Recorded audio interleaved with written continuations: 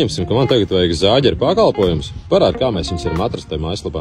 Kurā vietā to cirsim atrodas? Teiksim, Ventspilī. Kaut kur ap Ventspili. Teiksim, tas pieņemsim, mēs varam vienkārši paņemt, ka tā ir Kurzeme. Tu ieej Timbermarket LV pakalpojumi, koku zāģēšana. Ir ar harvesteru vai rokas zāģis. Pieņemsim, tu to nezini, tu var abas divas izvēlēties. Un tu atlasi reģionu, kad tev vajag viņas Kurzemē. Un viss, un tev reku ir visas firmas, kas ir atzīmējušās, ka viņas Kurzemē sniedz koku zāģēšanas pakalpojumus.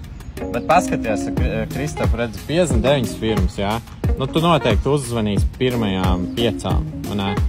Un tad jau tev apniks, ja viņi būs aizņemti tādā garā.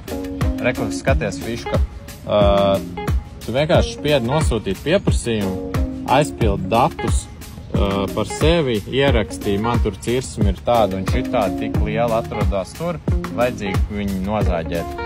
Un spiedi nosūtīt pieprasījumu. Un viss, un tai brīdī tas tavs pieprasījums aizies ar visām firmām, un kam tas būs aktuāli, viņi paši ar tevi sazināsies, un tev nav jātērē laiks, teiksim, tagad zvanoties visiem. Tā kā tā tas arī strādā.